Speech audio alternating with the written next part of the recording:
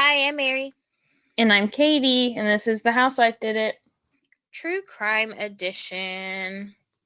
And we do have real-time true crime this week. Um, I actually also completely changed my case this week. I had something different started up. We're going to put a pin in that because I want to do some stories in honor of Pride Month. And the reason I chose to do that is because of our real-time true crime, which happened on the first day of Pride Month. Jonathan Joss, who is or was an Indigenous actor, in my opinion, best known for his role as Chief Kin Hotate in Parks and Rec. I know he was also in King of the Hill. I don't watch King of the Hill, so it does not matter to me. But I do watch Parks and Rec. He was shot near the edge of a road in San Antonio around 7 p.m. on Sunday, June 1st. His husband, Tristan Kern de Gonzalez, shared that the couple at this time had gone back to the site of Jonathan's childhood home that they had been living in, which had burned down in January with their 3 dogs inside. The house had been built by Jonathan's father as a gift to his mother in 1957. The house Jonathan was raised in and that he was now sharing with his husband. Originally, the fire was believed to be the result of the couple having had to use a barbecue grill inside the home as both a heater and a food source. Could certainly be what caused it. That will cause a fire. They had lost access to their gas and electricity. They, after the fire, had set up a GoFundMe to help work toward rebuilding their home. So on the day that Jonathan was killed, he and Tristan had gone back to the house to check their mail, kind of look through what they needed to get done. And they saw the skull of one of their dogs, and its harness was like clearly placed where they would find it. Some reports say it was in the mailbox when they went to check their mail. Others just say it was like at the side of the fire, but like not where it had not. They'd been back before and hadn't seen this, and now it seemed like it was very clearly placed for them. So Tristan says they kind of lost their cool in the way of like crying and screaming. He said like we were just very vocally grieving. He clarified that they did not have any weapons. They were not interacting with anyone else. And then a man approached them and began yelling homophobic slurs at them.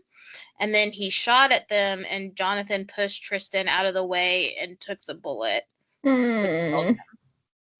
Tristan also pointed out that on top of the dog skull thing, making the fire seem not so accidental, was that they had been receiving threats of their house being burned down for over 2 years before it happened, and that they had gone to local law enforcement, but they did not take the report seriously.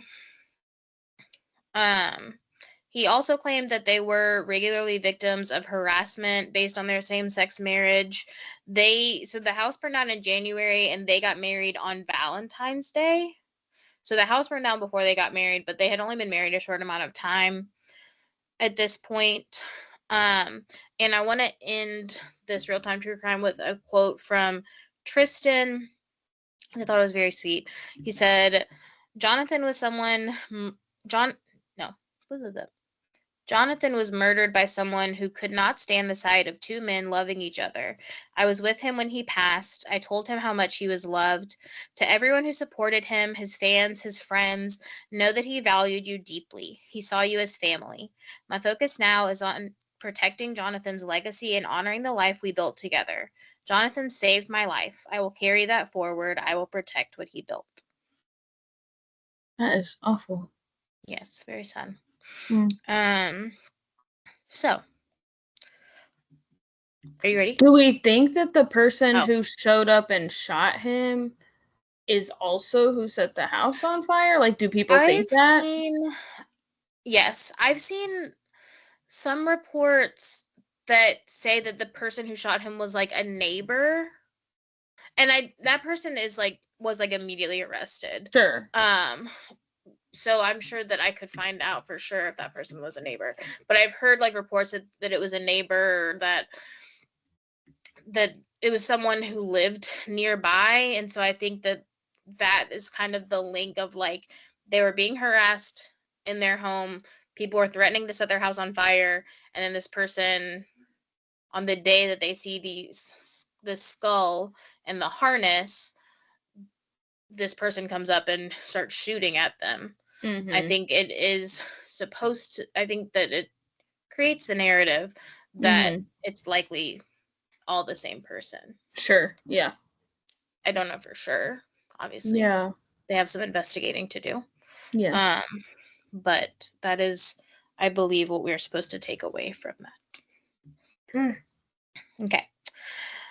Today, we are going to be talking about two trailblazing. We have two cases today. Sorry, I didn't say that. Oh. Two trailblazing Black transgender women. Let's keep in mind, Black queer people are who we have to thank for camp fashion, reading people to filth, and spilling the tea. Just so you know. Mm-hmm. I do want to preface this episode by saying that I will be using language that was used by drag queens and trans women from between the 1960s to the 1990s, which is very different from the language, the politically correct language that we use today. So when I'm talking about these women that I am talking about, they used she, her pronouns, and today we would probably consider them transgender or gender nonconforming, but I'm going to use the words that they identified themselves as at the time that they were alive. They both passed away in the early 90s, so before this language came about. Right. So we don't know what their preferred terms would be in 2025, but these are the preferred terms. To go walking around in 2025 calling people these terms. Right. Don't do that. These are their preferred terms as they announced in the media when they were alive, because they were both famous. So let's go. Perfect. All right. Story number 1. After the New York Pride Parade in 1992, a body was found floating in the Hudson River. It was determined to be that of 46-year-old Marsha P. Johnson, and police quickly ruled it a suicide, despite noting a massive wound to the back of her head. Mm-hmm. That makes sense. Mm-hmm, I mean, that does make sense, doesn't it? Yeah, it does. Marsha P. Johnson had made news in 1969, and plenty of other times, when she was a part of the Stonewall Uprising. So on the early morning of June 28th, 1969, Marsha arrived at the Stonewall Inn, a gay bar and tavern in Greenwich Village, at around 2 a.m., when the first of the riots were already in full swing. These riots, I say the first because they spanned over several days, just kind of popping up. They had begun as a reaction to a police raid that took place that morning in the Stonewall Inn in an attempt to find and arrest queer individuals within the bar. The tipping point in the raid was when one police officer attempted to aggressively arrest Stormy DeLarvery around 1:20 a.m. I hope I said her last name right. I think it should be DeLarvery, but that's not where the V is, so I'm reading it how it's spelled. By the time Marsha had arrived, the Stonewall Inn had already been set on fire by police. She had heard about the riots breaking out and went to a park uptown to find Sylvia Rivera, who was sleeping on a bench there, and urged her to go to the bar. Some reports claimed that Marsha, when she got there, threw a shot glass into the bar, aiming at a mirror, and shouted, "I got my civil rights," but this has been heavily disputed. There were also rumors that Marsha had thrown a brick at a police officer, but this was denied by Marsha and several other rioters. I personally think that this has been mistaken for a later incident in which Marsha was arrested for sex work and hit an officer with her handbag, which did contain 2 bricks. I mean, genius, though. Like the buttertop. Yeah, obviously. Have you seen the girl who made the trans brick purse for the Pride parades? This girl, it's just a brick, but she painted it to look like the trans flag, and then she like installed like a purse strap on it and has been carrying it at like Pride parades. It's like her handbag, but it doesn't like open, obviously. I don't remember who, but when that person had an ice as their purse at the Met one year, Tyla maybe, and it was just like dripping all day. Great. Obsessed. I love useless purses. As a brick, not useless. Yeah, as a recently started handbag designer, I can respect it. For this incident, Marsha was initially sentenced to 90 days in prison, but her lawyer was able to convince the judge to instead sentence Marsha to a stay at Bellevue Hospital. I'm talking about the incident where she hit someone with a brick, for real, not Stonewall anymore. Sorry, I got ahead of myself. That's back to Stonewall. Okay. It has been claimed by several people that Marsha climbed up a light post on the second night of rioting and dropped a heavy bag onto the windshield of a police car and shattered it. They do say she did that. Probably used her handbag with bricks in it. Yeah. She said literally the whole reason I have this handbag with bricks is for weaponry. So exactly. 1 year later, Marsha marched in the first ever gay pride parade, which was then called the Christopher Street Liberation Day Rally. A few months later, in September of 1970, Marsha joined the Gay Liberation Front, or GLF, and became an active member of the GLF Drag Queen Caucus. During that same month, maybe I meant year, I don't know. During that time, Marsha joined fellow GLF members in a sit-in protest at Weinstein Hall at New York University, where admin had canceled a dance because it had gay organizations as sponsors. Shortly after that, Marsha co-founded the Street Transvestites Actual Revolutionaries, which was later renamed to the Street Transvestite Action Revolutionaries, with Sylvia Rivera. The two became an inseparable duo. Oh my God. The two became an inseparable duo and a force to be reckoned with. Yes.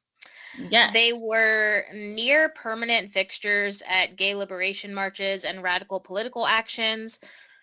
STAR, which is the acronym for the Street Transvestite Action Revolutionaries, was an organization that would provide shelter for homeless gay and trans youth, which Marsha and Sylvia paid for out of their own pockets with the money they made from sex work. So they were sex workers. They took the money they earned from that to pay the rent in this building to house homeless youth. STAR quickly became known as STAR House, and Marsha became the house's drag mother. As their drag mother, Marsha provided food, clothing, emotional support, and a new family for young drag queens and other queer kids who had previously been living on the Christopher Street docks or even in Marsha's own house. In 1971, the residents of Star House were evicted and the building was destroyed. Although Star House... Why? What's wrong with the building? I don't know why the building was destroyed. Although Star House had grown to be more than a building, the group itself broke up after several members overdosed on drugs and several others left the area. In 1973, Marsha and Sylvia were banned from participating in the very gay pride parade they started by the Gay and Lesbian Committee who were hosting the event. They were not allowed to go to that pride parade. Because they're TERFs? Well, no, I'll tell you. Sorry. Well, yes, but they claimed that the Gay and Lesbian Committee claimed that they weren't going to allow drag queens because they felt they would give the movement a bad name. In response, Marsha and Sylvia simply marched ahead of the parade. They said, we're just on a walk. They said, can't stop us from walking behind us. Whatever. Crazy. During one gay rights rally at New York City Hall, a reporter asked Marsha why the group was demonstrating that day, and she responded with, "Oh my God, darling, I want my gay rights now." Marsha had been a drag queen for a long time, originally using the drag name Black Marsha before changing it to Marsha P. Johnson after the Howard Johnson's restaurant on 42nd Street. I read that and I was like, oh, who's Howard Johnson? What did he do? And then I was like, restaurant. Okay. She said, just my favorite food. I like to eat. She originally said that the P stood for Piola, and then later claimed it stood for Pay It No Mind during a court hearing, which the judge found so amusing that he released her. Oh, hell yeah. Love him. In 1970, Marsha announced that she was undergoing feminizing hormone therapy and hoped to eventually get gender reassignment surgery. Marsha identified as gay, a transvestite, and a queen. She explained about her identity that a drag queen or a street queen is someone who only gets dressed up to perform, but that as a transvestite, she spent her whole life in drag. She further explained, quote, "I never come out of drag to go anywhere. Everywhere I go, I get all dressed up. A transvestite is still like a boy, very manly looking, a feminine boy. You wear drag here and there. When you're transsexual, you have hormone treatments and you're on your way to a sex change and you never come out of female clothes," end quote. So I do wonder if there was going to be some change in her identification from using the word transvestite to the word transsexual, because she was starting to undergo those treatments. But in the interviews, she said that she identified as gay, transvestite, queen. But it seems like she's trying to kind of say until, which obviously in 2025, we know don't ever have to have those goals to be validly trans and whatever, but it sounds like she's kind of just trying to say until I fully start that process, I have been in this community and this is what I'll continue to identify as. But I don't think she would make that distinction if she wasn't heading towards identifying a little differently. And Marsha, I also think that that rundown of those terms is also just different now. I think that is a perfect explanation of how we differentiated those terms in that time. Sure. Yeah. Marsha was part of a drag performance troupe called Hot Peaches, and she modeled for Andy Warhol. P is for peaches. Yeah. P is for literally whatever you fucking want at any given moment. She actually was the inspiration for Ginny and Georgia. Peach. She became known as the mayor of Christopher Street for her constant presence there. Her drag style was mostly casual and was in more of the grassroots comedic and political scenes of drag. She was not ballroom a pageant girl. Yeah. She wore a lot of flower crowns, which she made out of the flowers she took from sorting I read this so many times in my research and could not figure out how to word this sentence. So, for a long time, Marsha was houseless, and she would sleep under these tables in Manhattan's Flower District. And then when the mornings when she woke up and they had sorted the flowers onto the different tables, she would take some of them and make flower crowns out of them. Cute. That's where she got the flowers from. Nice. Her clothing was a mix of both masculine and feminine styles. She would sometimes be seen wearing flowing robes, shiny dresses, and bright wigs with red plastic heels. Other times she would wear her wig and makeup with a translucent shirt and pants and a parka. And other times she wore jeans and a flannel and a cap, or shorts and a tank top and no wig at all. She was glowing. Versatile. Though rare, Marsha would sometimes wear full high show drag on stage for Vogue balls. A drag troupe called the Coquettes formed a new group called the Angels. The Angels of Light. You did not So give it different. enough. No, You did not give I it was like, enough. I had to go quick. No. That's so I think genius. the Angels of Light is so different from the Coquettes. But I'm obsessed with Coquettes. Yeah. And Marsha began performing with them in the role of the Gypsy Queen. Okay. Another outdated term. Yes. I was going to say, we might need to, like, pin these. Yeah.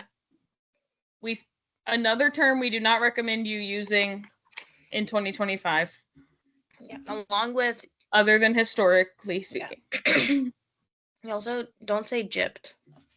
Did y'all know you can't say gypped? I'm here to tell you, because every time I say people can't say that, they're like, why? And I'm like, what do you mean, why? Yeah. I have to go on this long tangent about it. Yeah, so that'll be Mary's last time saying it, just for educational purposes. Yes, it is the only time it comes up here. Marsha at one point claimed that she had been arrested over 100 times for sex work and was even shot while on the job. At one of her court hearings, she told the judge she was just trying to earn enough money for a tombstone for her husband. Of course, at this time, this would not have been a legal marriage because same-sex marriage was against the law, and the government also would not have recognized Marsha P. Johnson as a woman. Mm-hmm. So the judge asked how this alleged husband had died, and Marsha said pigs shot him. My husband loves to say it smells like bacon every time we pass a cop car. That is the first thought I had. He said, hey, men. And the Wikipedia page, it was linked. The word pigs had like a hyperlink, and you clicked on it, and it said it took you to derogatory terms for police officers. I was like, okay. Mm-hmm. So he was killed by cops, to police. Clarify. Mm-hmm. That's not a term we're correcting. Say what you want, folks. Yeah. Who are we to tell you what you can and can't say? Yeah. Politically correct, no thank you. Oh, actually, say whatever you want. Yeah. Except all those other things. Yeah, don't say those. Yeah. By 1979, Marsha's mental health was declining. One of her friends claimed that she would walk naked up and down Christopher Street and would have to go into treatment for 2 to 3 months at a time and be treated with antipsychotic medications after these episodes.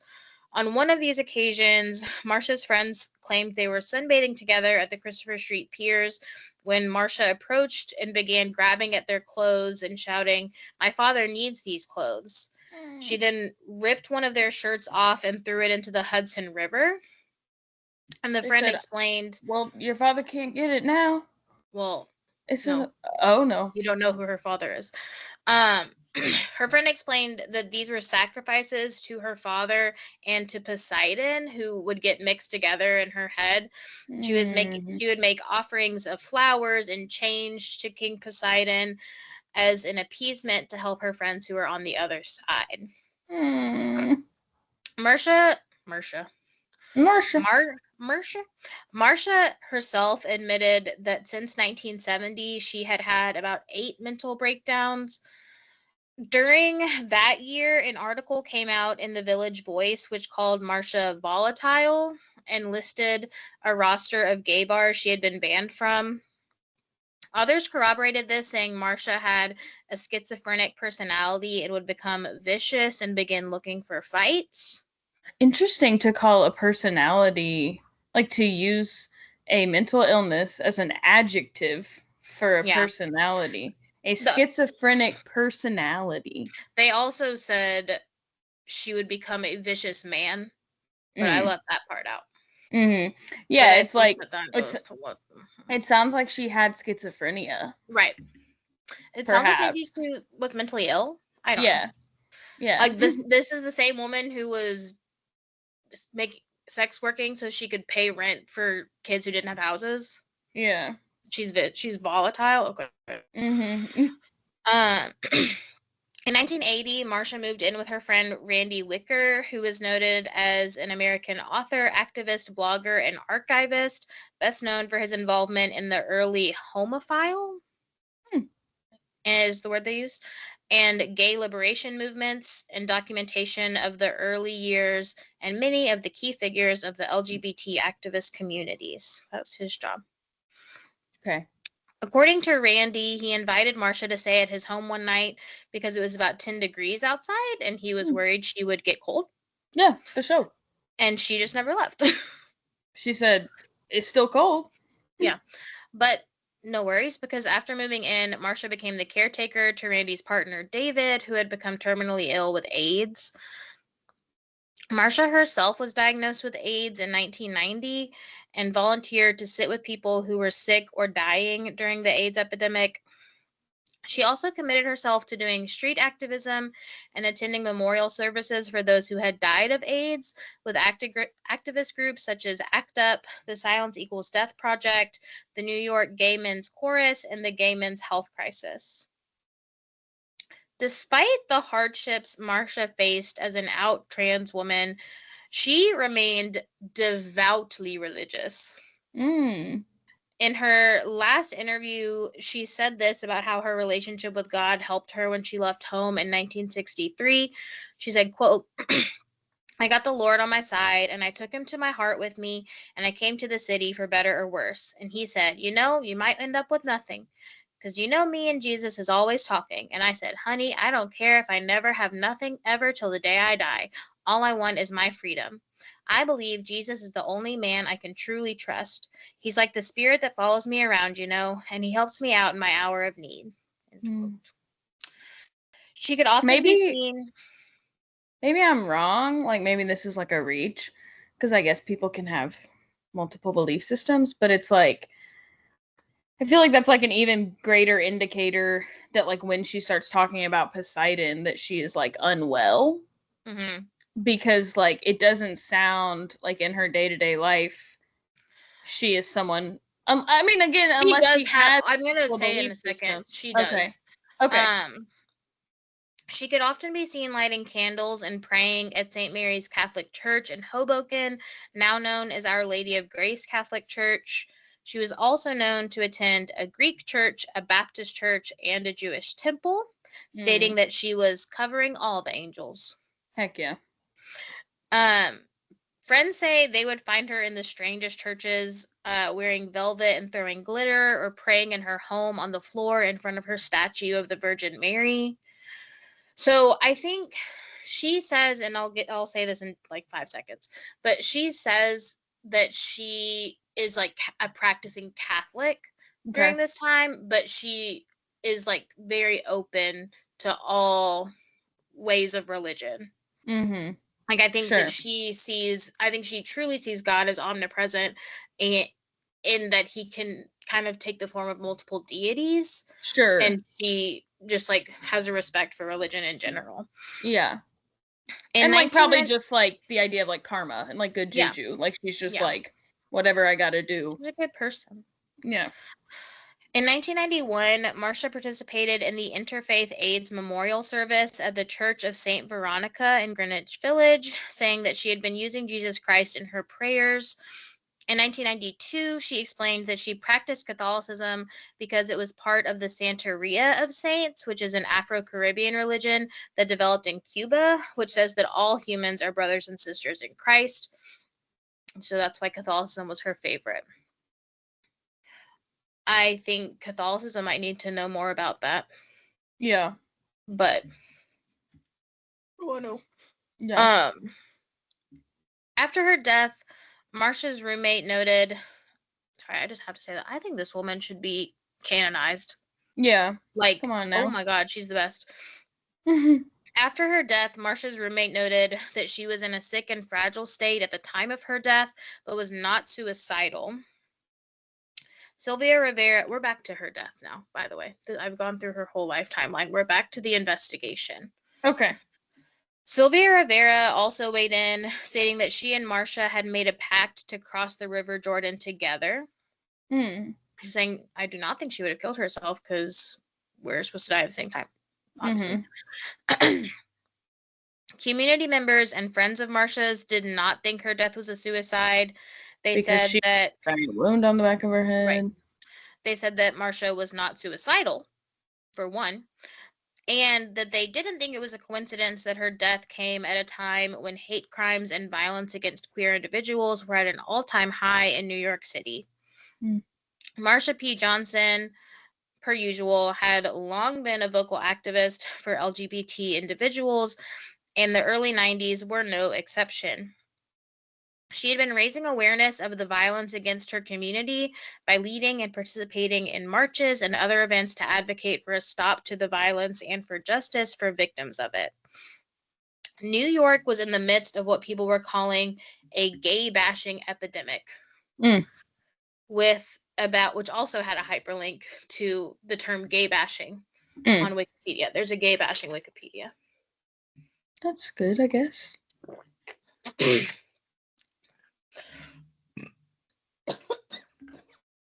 Sorry. There had been about 1,300 reports of attack, abuse, and assault committed against queer people. Jeez. Marsha believed that, and that's just in New York, and that's just in this time period. Mm-hmm. And that's just reported. Right. Marsha believed that part of the assaults and murders were organized crime, or were part of organized crime involving dirty cops. Mm-hmm. And she believed that, it said like her and her roommate like spoke about it at one of the rallies, and she said like that she feared speaking out about it could get someone murdered. And here she is floating in the Hudson River. Mm-hmm. It was alleged that 18% of those 1,300 reported attacks were linked to police. Mm-hmm. Earlier that year, George Siegel's sculpture called Gay Liberation was moved to Christopher Park as part of the Gay Liberation Stonewall National Monument. Marsha's response was the following. Quote, how many people have died for these two little statues to be put in the park to recognize gay people? How many years does it take for people to see that we're all brothers and sisters and human beings in the human race? I mean, how many years does it take for people to see that we're all in this rat race together? End quote. A lot of years, Marsha.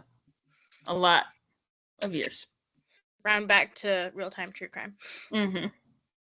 Others close to Marsha speculated that she was targeted by a group of, not my words, thugs who had been robbing people in the area. Seems unlikely. They just said, yeah, we're just robbing random people. Okay. Marsha's roommate alleges that he had seen Marsha fighting with another resident of the neighborhood on July 4th, during which the other person in the fight was calling Marsha homophobic slurs. So they're not just any thugs. They're bigot thugs. But are these, we know that person she was arguing with is some of the people that were robbing people? I don't know, because he did say it was like someone who lived in the area. Sure. But so they're like, maybe saying, it's just someone in the neighborhood. If it's unrelated to gayness, then I'm not buying it. They're not just robbing people, and they happen to rob and kill Marsha P. Johnson. You think that this homeless trans woman has money for you? Yeah. Sorry. She's paying it all toward the rent for the children. For the children. She's a saint. The children love the books. The children love the rent. So Hobby Lobby loves the gays. That took me out. Hobby Lobby loves money from the gays. Okay, anyway. Someone later claimed they had heard that same man bragging at a bar that he had killed a drag queen named Marsha. Oh. So, well, interesting. They did go to the police about this. but said their claims were ignored and that law enforcement said to them they were not interested in further investigating the death because it was a case involving a gay black man that they wanted little to do with. They said we already knew. Yeah. We already know what happened. We know she didn't kill herself. In December of 2002, a reinvestigation into Martha. Dude, I don't know how you haven't said it the whole time. I keep thinking Martha. We were like talking about this week, but like in secret, me and Sammy, and so I was like, I kept saying our girl, and then at one point he said, "Who's our girl?" I said, "Marsha." Okay. A reinvestigation into Marsha's death was opened after former New York politician Thomas Dwayne fought to reopen the case, listing his reasoning as, usually when there is a death by suicide, the person usually leaves a note, and she didn't leave a note. They also don't usually bash in the back of their head, right, and throw themselves jump in the into river. the Hudson. At the end of this investigation, the cause of death was reclassified from a suicide to undetermined. Awesome. They said, we can't go all the way yet. It's only 2002. In November of 2012, activist Oh my God, every 10 years?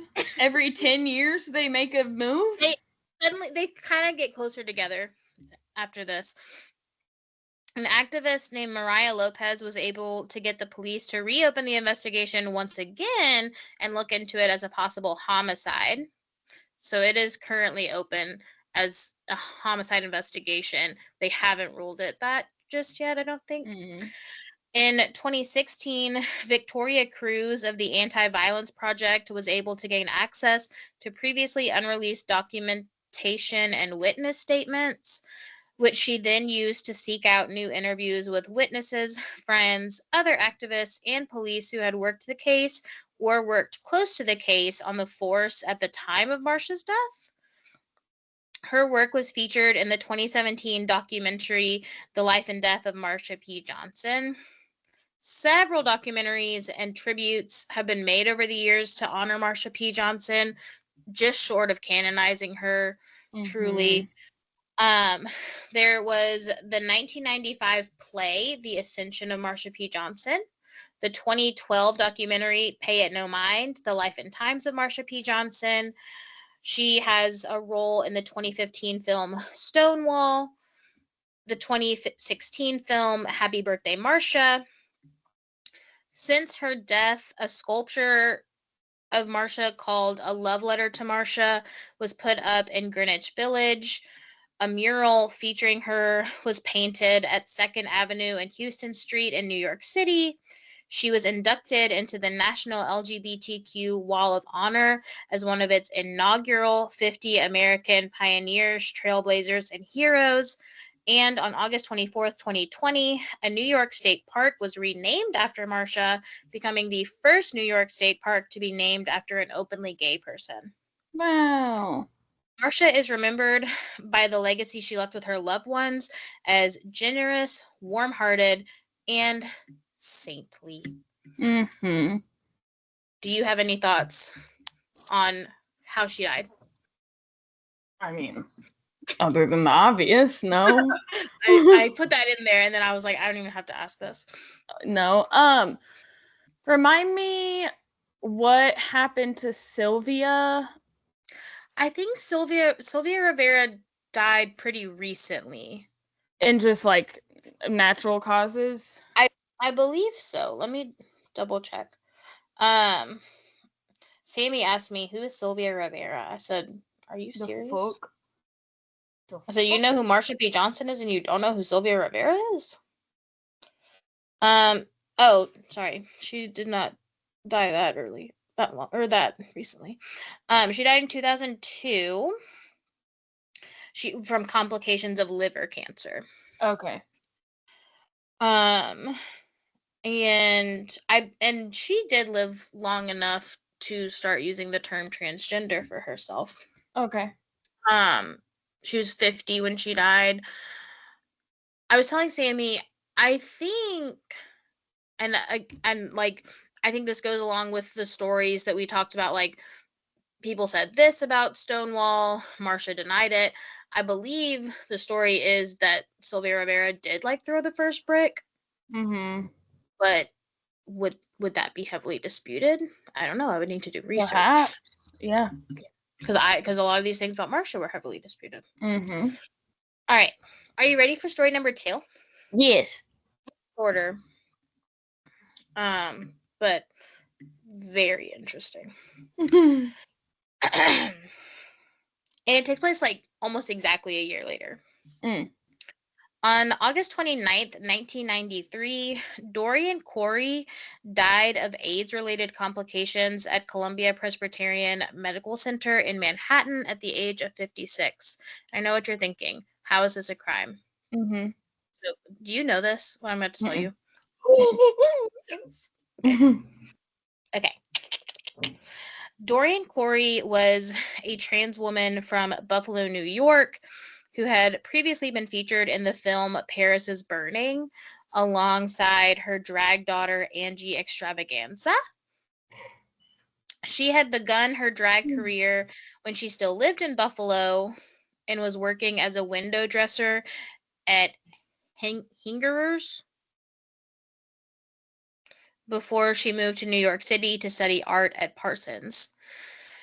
Dorian's drag career really began in the 50s and continued long after. In the 1960s, she toured as a snake dancer in a cabaret drag act called the Pearl Box Revue. She is the founder of the House of Corey, which has over 50 grand prizes from different Vogue balls. During her career, Dorian ran and designed a clothing label called Corey Design. One design she made that is like iconic, the pictures are so good, was a 30-foot by 40-foot feather cape that she wore over a sequined body stocking. During her performances, 2 attendants had to raise the cape up on poles to produce a feathered tint that could then cover half the audience. Wow. So, you know what I immediately pictured in my head was Latrice Royale in Vegas. Uh-huh. Like that cape that covered the whole stage. And then I was like, oh, was that like an homage? Yeah. That I'm picturing. She is considered one of the developers of voguing in New York ballroom culture. She's like the it girl, right? Yeah. Okay. 2 months after Dorian's death, her belongings had to be sorted through and her Harlem apartment had to be cleared out. Since Dorian had been a designer, one thing that her loved ones in the drag community were looking to preserve were costumes and wardrobe pieces and like materials for those things.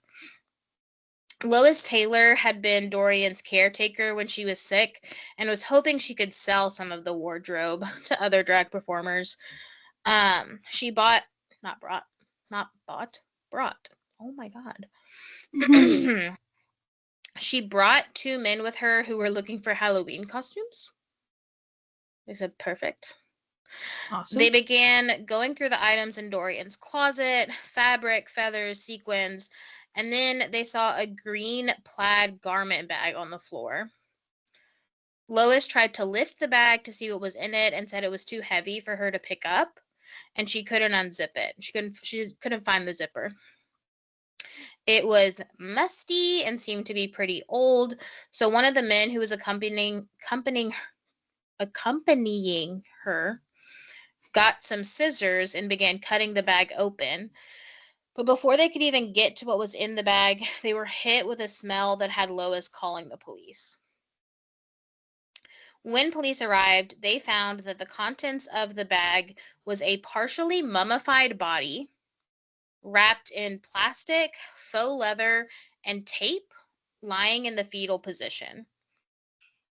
Police noted that it appeared to be the body of a man wearing blue and white boxer shorts that were now tattered.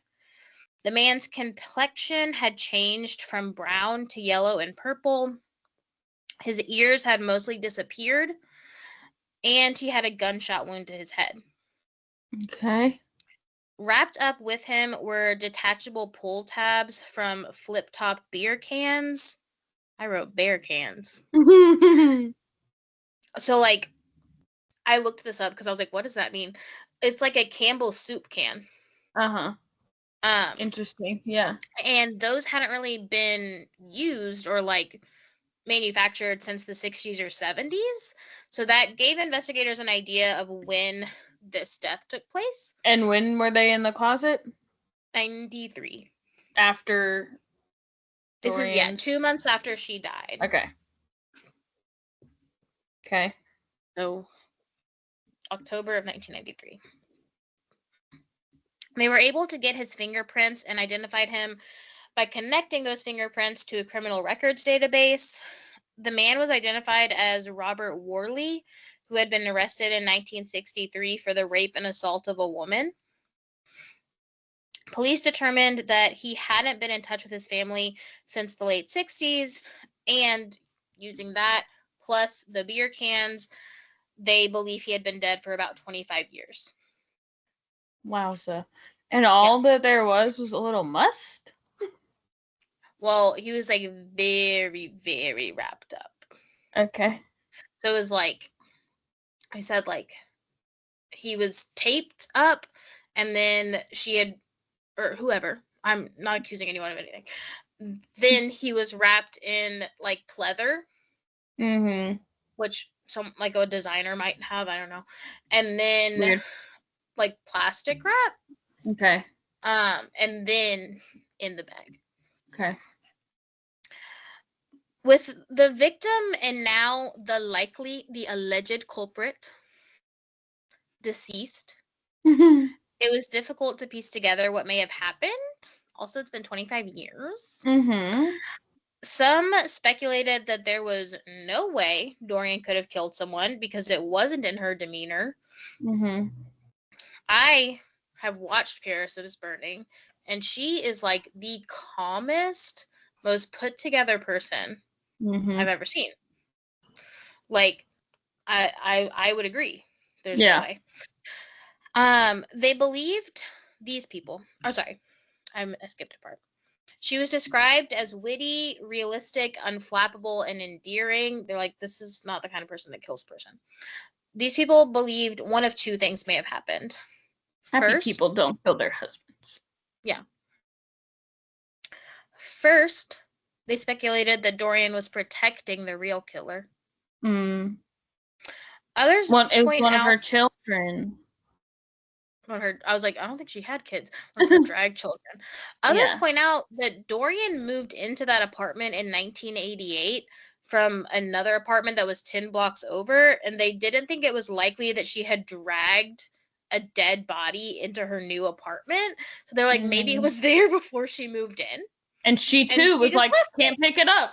Yeah, I'm good. It's heavy. Yeah.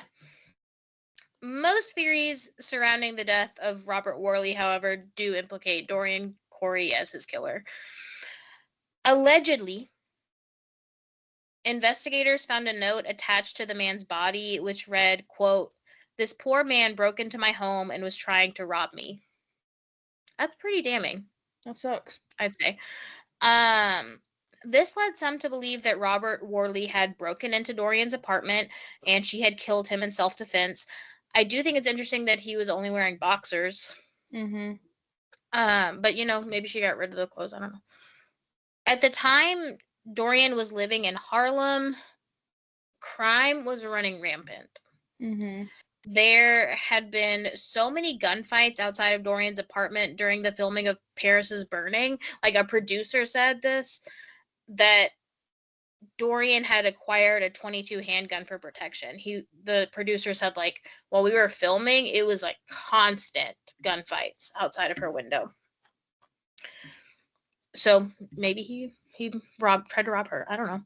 The final theory, and in my opinion, the most likely, is that Dorian Corey and Robert Worley were in a relationship, and that Dorian was being abused before finally killing Worley in an attempt to protect herself.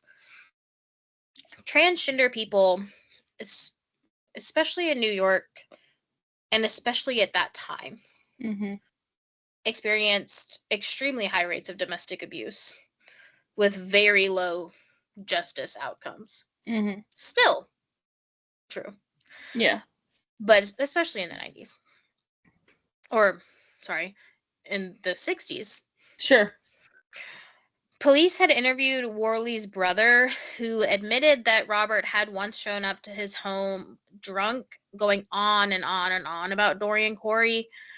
On top of this, Lois Taylor claimed that she had known Dorian to have once written a short story about a transgender woman who killed her lover after he had browbeaten her into having gender reassignment surgery.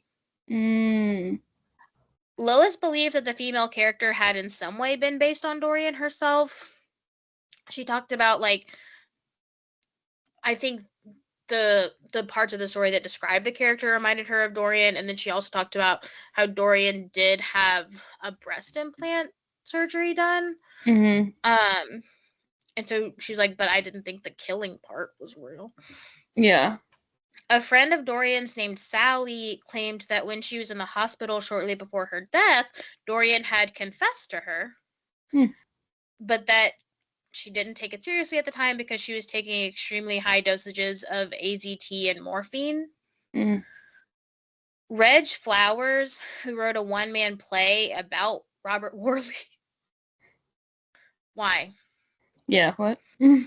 Speculated that it would make sense for Worley to have been abusing Dorian if the two were in a relationship, because he likely would have had trouble reconciling his attraction to Corey, a trans woman. Wright explained, quote, being in a relationship with someone who is abusive would make sense, especially when you're talking about men who are attracted to trans people. My sense is that we're talking about someone who might be closeted about their homosexuality as well, and so there might have been all kinds of internalized hatred and internalized depression. My sense of it is that it was a dangerous situation that Dorian needed to get out of, end quote. If either of these things are what happened, it's likely that Dorian kept the body instead of calling police because a poor black drag queen in the 60s or 70s would not fare well in the legal system. Another playwright, Richard Mailman, who wrote the play Dorian's Closet, why are so many plays about this, said that he believed Dorian kept the body for these reasons, and then speculates, has evidence of, I don't know, says that Dorian covered the body in baking soda and wrapped it up to keep the smell from becoming overpowering. And this use of baking soda would have had a chemical reaction with Worley's natural decomposing body and then resulted in the partial mummification of him. Sure. He said about Dorian, quote, I don't think she had a criminal mind. She didn't plan the murder, and when it happened, she had to think fast. In the mind of someone who commits a crime of passion, that kind of makes sense, end quote. So what do you think is Dorian Corey's involvement in Robert Worley's murder? I think she killed him. Yeah. Okay. Yeah. We don't think she just randomly, like, moved into this apartment and there was a body there. No, I mean, I don't know this girl, but, like, the idea that she, over 20 years, wouldn't have cut into the bag. Right. Or I guess she had only been in that apartment for 5 years, but still, that, like, over years of time, she's just, like, working around this bag. Right. And she's like, oh, well, I guess I'll just leave it there. No need to investigate what's in here. Especially as a clothing designer. Right. Like, she's know like, what's in the garment bag. What's in the garment bag, yeah. And I think, like, pleather and garment bags are things that designers have. Frankly, like, there's no way for me to know why she killed him other than, like, we do know historically that, like, whatever happened, she would not want to be caught at all, or, like, confess to anything. So I think, true. I think that, like, saying that she was in an abusive relationship with him, from what I've been able to find, that is, like, the most commonly believed theory. But from what I've been able to find, there is no evidence Sure. of that other than him drunkenly telling his brother about her, and like maybe we can get from it that he was drunk and that like is like a shame thing of why he was saying it then, but that certainly doesn't like prove that he abused her. Sure. Also, though, we do have the evidence of him raping and assaulting a woman. Yeah, I was gonna say, like, I think it could be any number of things that are in the abuse or hate crime world. Like, Right. I don't doubt that she would have killed someone for her children. I Yeah. don't doubt that, like, you know, so like this dude could have been with someone else who Yeah. she cares about, or, you know, like, I mean, yeah, other than the fact that he was allegedly talking about her, which like would indicate that maybe they were the ones that were together, but it's like, Yeah. I am sure that she killed him for good reason. Yeah. I don't doubt her at all. Yeah. She is the Paige DeSorbo of that time. Yeah. One of Dorian Corey's most memorable quotes is, quote, everybody wants to make an impression, some mark upon the world. You don't have to bend the whole world. I think it's better to just enjoy it. Pay your dues and just enjoy it. If you shoot an arrow and it goes real high, hooray for you. End quote. The truth is, we may never know what really happened to Robert Worley or Marsha P. Johnson, or if Dorian Corey was a victim or a murderer or neither. But unfortunately, we're in a time where it seems like not much has changed. Trans and gay people are still being abused and lynched every day. And we have to talk about it and say their names and tell their stories and hopefully stop it from continuing in the future. Yep. And that's all I get. Happy Pride. Yeah. Sorry to bring it down. Happy Pride. Okay. You know, I'm a big fan of Paranorman. Okay. You know this about me. Mm-hmm. And you know how one of my favorite parts of Paranorman is at the end when the cheerleader asks the big buff guy on a date and he says, "Oh my God, yes, you would love my boyfriend." Mm-hmm. That like sealed the deal. I love Paranorman. They drew a boyfriend for him. It's so cute. So happy Pride Month to Mitch and Mitch's boyfriend. Thanks for coming. Yeah. Happy Pride Month to Shelly from Love Island. Yes. Take care of gay people. That's all. Bye.